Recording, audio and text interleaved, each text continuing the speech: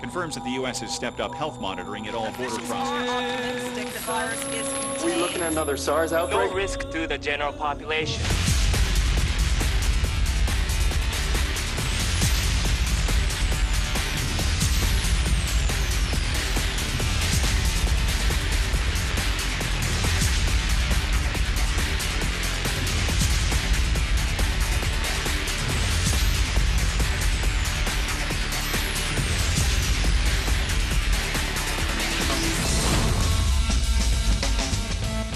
Stem cell stuff is still really early. I don't think we need to get mixed up in it. The inspiration for the Regenesis extended reality game came out of the original series, Regenesis, the 13-part dramatic television series, and the fact that it really featured stories that were ripped from the headlines about biotechnology. It features a laboratory, the North American Biotechnology Advisory Commission, and that group researches the sort of controversial issues that come up of bioethics and bioterrorism. It really serves to act as a way to deal with those issues in a dramatic way, and really showed us how real these issues have really become for most of our audience. And so what we proposed to do with the extended reality game was to make the characters of Regenesis and the storylines behind it actually exist. And the way they did that was by taking each of the characters and all of the storylines that followed through the series and blowing them out into all different media at the same time, so that it felt as if we were really a part of that story as they were.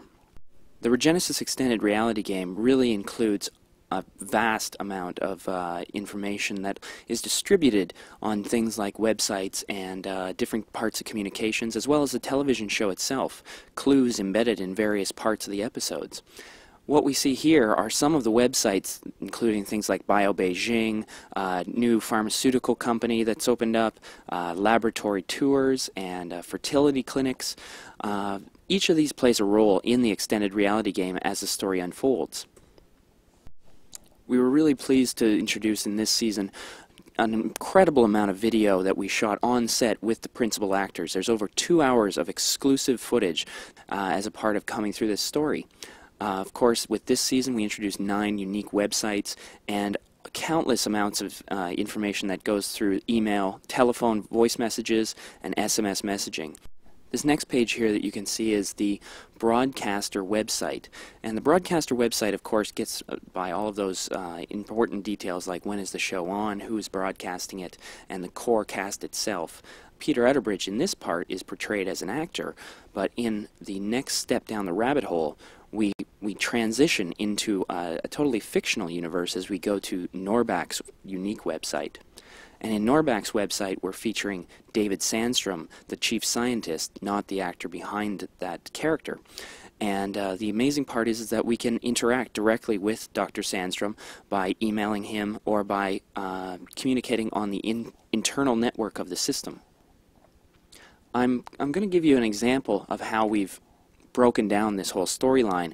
What we found in our experience was that we had different levels of players that were coming to this entire project. We had those that were television fans and wanted to just know a little bit more, and from that we introduced a podcast, and it was a 3-minute long podcast that would summarize the story on television, but also the story interactively so that people could quickly catch up to speed on what the backstory might be behind some of these events. On top of that, we included the Norback Tour. And the Norback Tour is a really rich, flash animated and full video experience that has all the lead characters walking you through the lab and running through a mock simulation. Now, the purpose of this interactive tour is actually a hidden message, which is recruiting those players who play along into becoming field agents.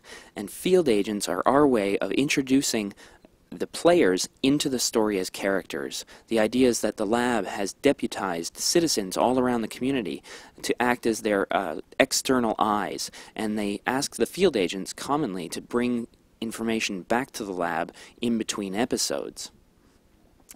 Here's a great example that I'd like to show you. That's the final moments in episode 201 as we close to the credits. Listen to me. Sean, this has AIDS.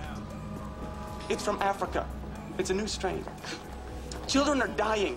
$1,400 a day, every day. 4 million Africans go without any treatment whatsoever. They won't even see the drugs you're talking about. Besides, drugs are useless if there are no doctors to prescribe them. They're useless if children are going hungry. Police, don't move! Sean!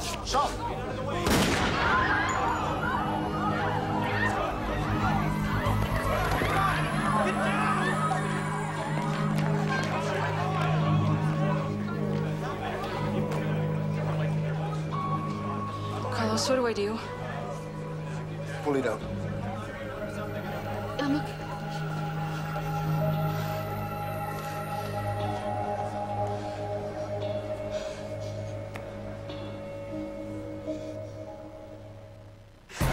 And so after this dramatic moment at the end of the episode, players receive an email immediately.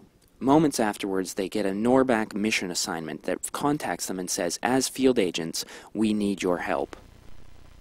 We are asked to go to the Norback intranet, and this is where all the hidden files and further information is contained about what's going on inside the lab. Now, as field agents, we get exclusive access to this and see video messages from the characters about what has just happened on each episode. Wes tells me that you can help, and we sure could use some help right now. We are working with a new and extremely virulent strain of HIV. This strain of the virus does not respond to any known drug treatment, and our only link is through Sean McPherson. We need to track it back to its source, to patient 0. We're operating on the assumption that patient 0 was someone in Sean's life.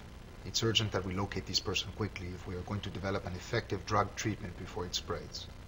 Sean's father sent us his son's email account.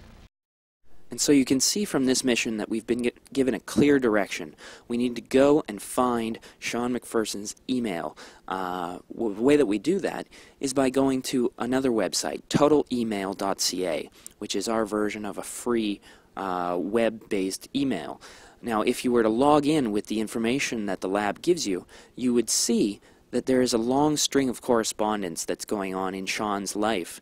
And we can see it almost like an archive of all the information. In the bottom we're seeing the American Pharmaceutical Council website, and this is linked through the email system, and we start to see some of the backstory between Sean and Audrey and the arguments that they've had previous to that moment. They have a backstory of their own, and even though it's never shown on camera, we can develop it here in the interactive. Inside Sean's email archive, we can find that there are very personal messages from Sean with one character in particular called Affie Lundy. And Affie is writing Sean as she starts to realize that she has this new virulent strain of HIV and may not be able to survive for their next visit. You can tell how distraught Sean is in this message, and it leads us to believe that her death may have been the catalyst to this dramatic event at the end of the first episode. So the way that the field agents respond is that they send emails back to the laboratory and say, we think that we've isolated patient 0. And when we send that information, the key words that we recognize are picked up by our system and bounce back an auto response that congratulates the user. What's really fascinating about this is the way that we are able to translate that mission back into the series itself. Carlos. Wes. Let me ask you something. Sean sent these 2 emails in the last month. It does not say where they were from. Is it possible to trace what computer they were sent from? Sure, forensic email tracing. Well, that shouldn't be a problem. Because the television audience may not be aware that there are field agents who are doing these interactive missions. These minor moments that come into play in the story actually are a tip of the hat to the users that say, your work is influencing this series. And in that way, the field agents are empowered to feel like they're a part of the lab. I wanted to take a brief moment on talking about the deepest level of involvement that we've seen with our players. We started to notice that we had hardcore players that really self-selected down to a much deeper level than any other players. They would spend multiple hours each week playing the game. They collaborated, which changed the entire dynamic of the gameplay. Now all of a sudden we were dealing with the phenomenon of collective intelligence.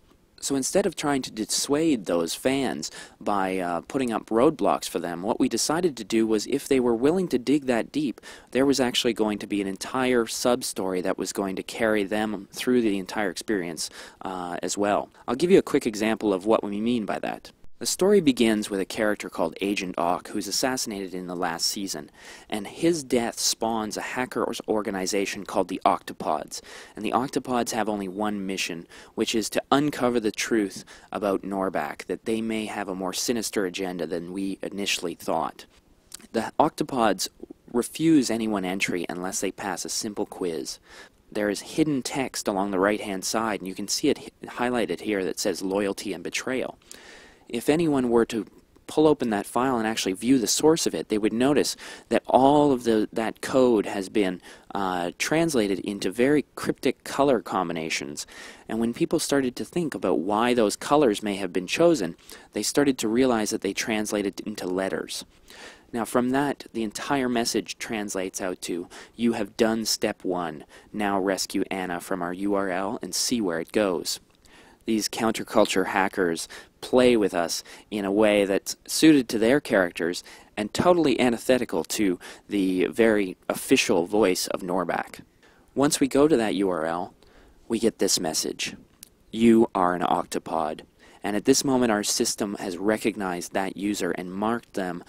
What we do is we send them anti-missions, and each week an anti-mission appears that actually tries to confound the original mission. And so throughout the entire season we have a back and a forth going on where the Norback field agents are trying to prevent the Octopods from doing things like hacking into their system. Of course, to conclude the season, the way that these two stories have come together is that both the Octopods and the Norback field agents find that there's a much deeper conspiracy and they only can work together to prevent it. And this leads us to our final climax, where we have a completely simultaneously broadcast final episode. The entire hour has been shot from 2 different camera angles, one that's being shown on television and one that's synchronized and broadcast online. This whole system has really been made possible by a technology called the reactor engine that we've developed here at Xenophile Media. The reactor engine does things like deploys content according to a broadcast schedule, but it also auto-responds to messages in context and knows at what episode is the story and which characters will be responding with messages at that time. We've been really overwhelmed with the response that we've got to the Regenesis extended reality game. Press from Variety magazine calling it a TiVo killer, and fan websites that have emerged that track the storyline from a third-party perspective. Another pleasant surprise for us has been to share the demographics that we've seen over this project. Our average user age is 29 years, much older than is traditionally thought in online gaming. We've also had a 50-50 male-female split, which tends to suggest that, that you can get a larger female audience by having a different style of gaming. And finally, I'd like to share with you some of the player responses that we've seen out of this project. Statements like, "I really felt like I was a part of the Norback team, like I had a role to play in the show itself." Also, talk about the community and how this interactive experience really brought people around a community to discuss these issues of biotechnology, which was really the goal of Regenesis in the first place, was to energize the community to think about, have we gone too far, and those sorts of questions that lead us down the road to a healthy discussion and a healthy debate. This incident in China just proved that we need more help online. Take the tour of Norback on our website and become a field agent with a new mission every week. Remember, only you know the whole story. Join online at regenesistv.com.